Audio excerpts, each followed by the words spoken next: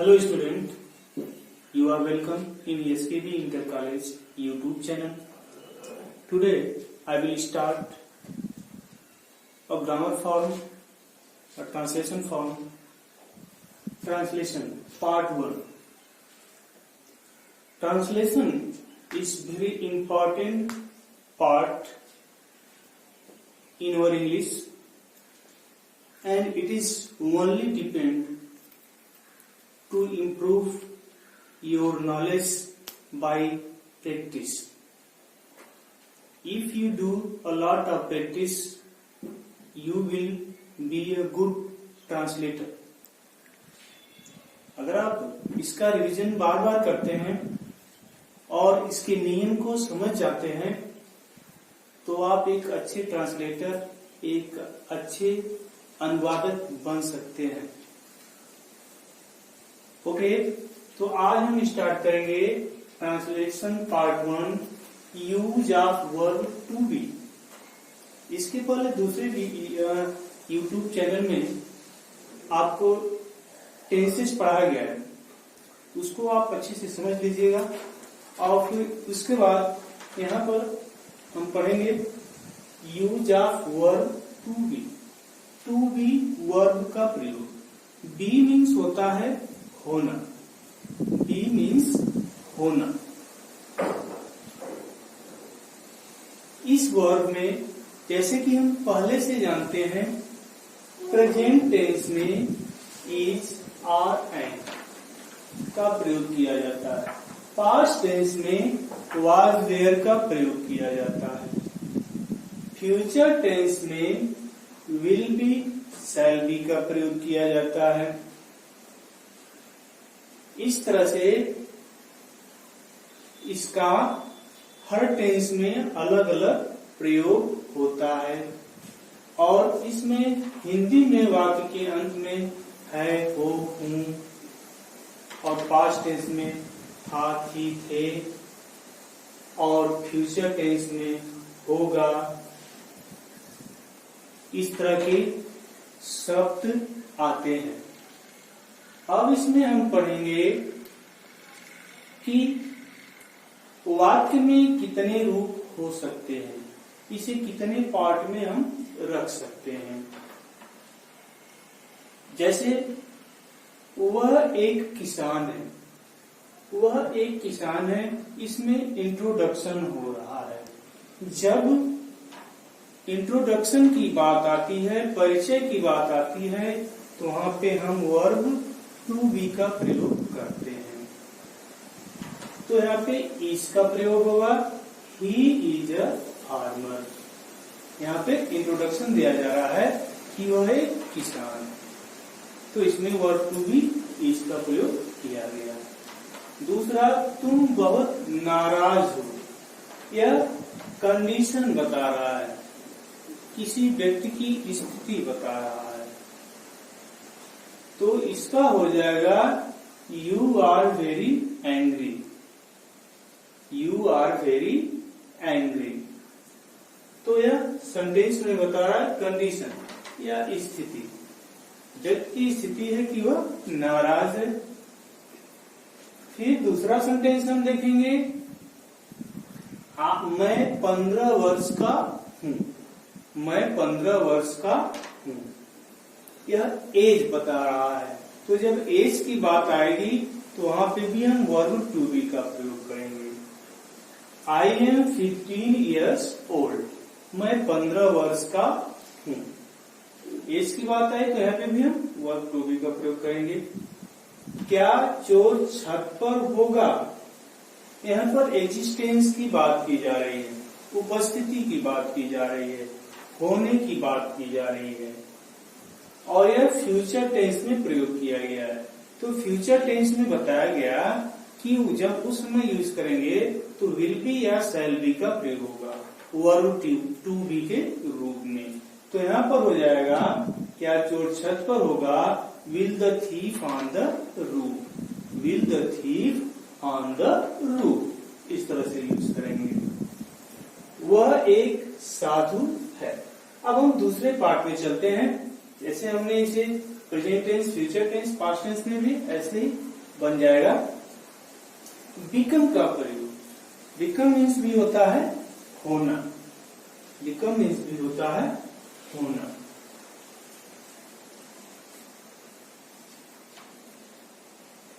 वह एक साधु था, वह एक साधु था। तो बिकम का प्रयोग, होने का प्रयोग हम उस अवस्था में करते हैं जब कोई व्यक्ति अपनी स्थिति से बदलकर दूसरे स्थिति में प्रवेश कर जाता है। जब दूसरे स्थिति में एक कंडीशन से दूसरे कंडीशन में आ जाता है व्यक्ति, तो वहां पर बिकम का प्रयोग किया जाता है। जैसे वह एक साधु था, He was a saint। वह एक साधु था, He was a saint। लेकिन इसकी परिस्थिति में परिवर्तन जब किया गया तो इसको इस तरह भी लिखा गया, वह साधु हो गया, वह साधु हो गया। वह साधु था, वह साधु हो गया। तो ये कन्वर्ट हो गया, तो इसका हो जाएगा He became a saint। He became a saint। इस तरह से यहाँ पर इसका प्रयोग हो गया। वैसे ही बहुत सारे एग्जाम्पल्स होते हैं, जैसे दूध, यह दूध है, इट इज मिल्क, और इसको हम अगर बिकेम में कन्वर्ट करेंगे तो यह दूध उबल कर लाल हो गया। तब उस अवस्था में हम लिखेंगे the milk became red after boiling. तो इस तरह से बिकेम का प्रयोग किया जाता है। Use of have, has, had. इस सेक्शन में हम पढ़ेंगे हैव, हैज और हैड का प्रयोग। हैव के 3 फॉर्म्स हैं, हैज, हैव एंड हैड। तो हम पढ़ेंगे इनका प्रयोग कैसे किया जाता है। सिंपली आप जानते हैं कि इसका प्रयोग रखने के संदर्भ में किया जाता है। ठीक है, मेरे पास कलम है, उसके पास 2 बैल हैं, मेरे 2 भाई हैं, इस तरह का प्रयोग किया जाता है। तो प्रेजेंट टेंस में हैज हैड का प्रयोग करते हैं और पास्ट टेंस में हैड का प्रयोग करते हैं, और फ्यूचर टेंस में विल हैव, शैल हैव का प्रयोग किया जाता है। ठीक है, हम एक एग्जाम्पल देखेंगे इसका। ही, उसके पास एक बैल है, उसके पास एक बैल है। He has an ox। उसके पास एक बैल है, he has an ox। तुम्हारे 2 भाई हैं, तुम्हारे 2 भाई हैं। इसका हो जाएगा यू हैव, क्योंकि यू यहाँ पे प्लूरल है इसीलिए इसके लिए हम हैव का प्रयोग करेंगे। You have 2 brothers, you have 2 brothers. इस तरह से प्रयोग किया जाता है। उसके पास एक मोटी किताब थी, तो उसका हो जाएगा he had a fat book। तो वहां पे फैट का प्रयोग होगा। वह अपना भोजन कर लिया होगा, he will have his lunch। तो इस तरह से हम उसका प्रयोग करते हैं। अब हम देखेंगे यूज ऑफ हैड गॉट। ठीक है, हैव गॉट का भी प्रयोग किया जाता है। हम हैव के स्थान पे हैव गॉट का भी प्रयोग कर सकते हैं। Subject have has got plus object, इस तरह से इसका प्रयोग किया जाता। जैसे तुम्हारे पास 2 भाई हैं या तुम्हारे 2 भाई हैं।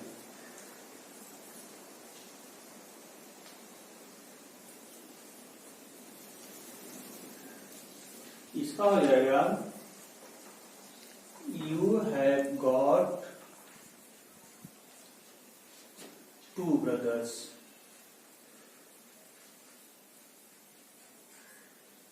इस तरह से हम हैव गॉट हैज गॉट का प्रयोग करते हैं।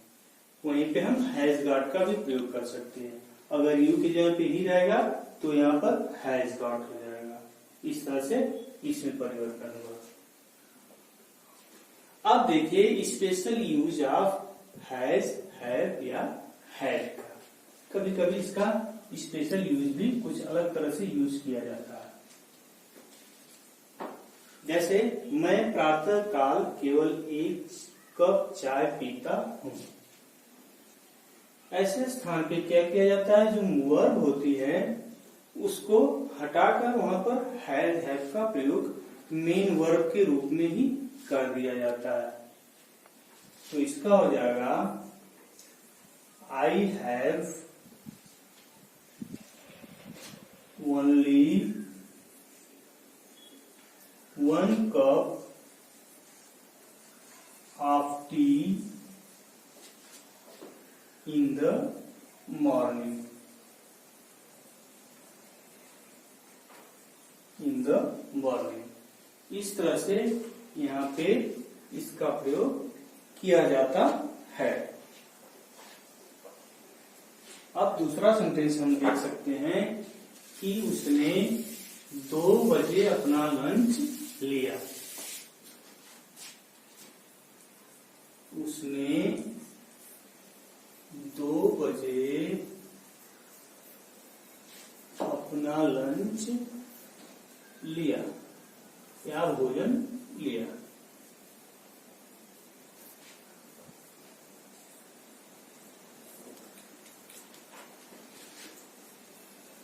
He had his lunch at 2 PM।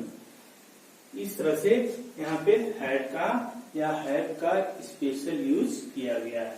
उसने 2 बजे अपना भोजन लिया। He had his lunch at 2 PM। Use of do. Do का प्रयोग हम प्रेजेंट टेंस, पास्ट टेंस और फ्यूचर टेंस तीनों में करते हैं। Present tense do does, present tense में डू और डस का प्रयोग करते हैं। पास्ट टेंस में डिड का प्रयोग करते हैं।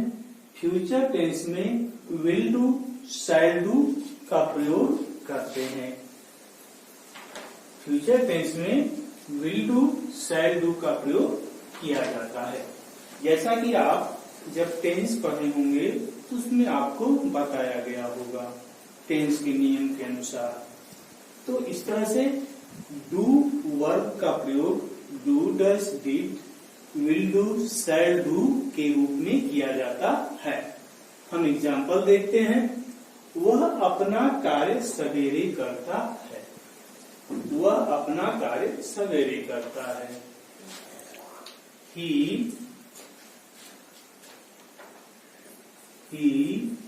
does his work in the morning.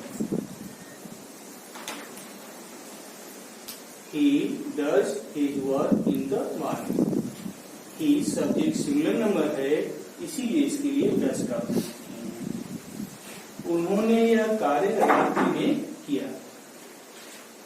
उन्होंने he did his work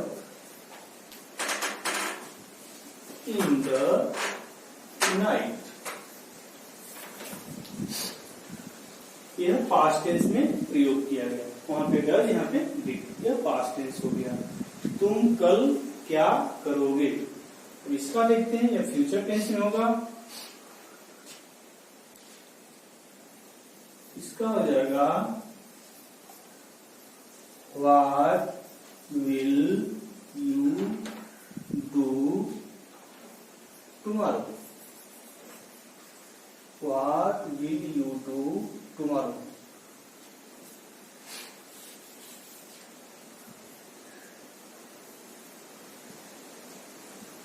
ये हो गया आपका फ्यूचर टेंस में, हम अपना कार्य करें। इस तरह का भी प्रयोग कभी कभी आता है इंपरेटिव सेंटेंस में, let us do our work. इसका हो जाएगा let us do our work, हम अपना कार्य करें, let us do our work. तो इस तरह से यहाँ पे इंपरेटिव सेंटेंस के रूप में भी डू का प्रयोग किया गया है। हम अगले वीडियो में आपसे मिलेंगे use of dare and it के साथ।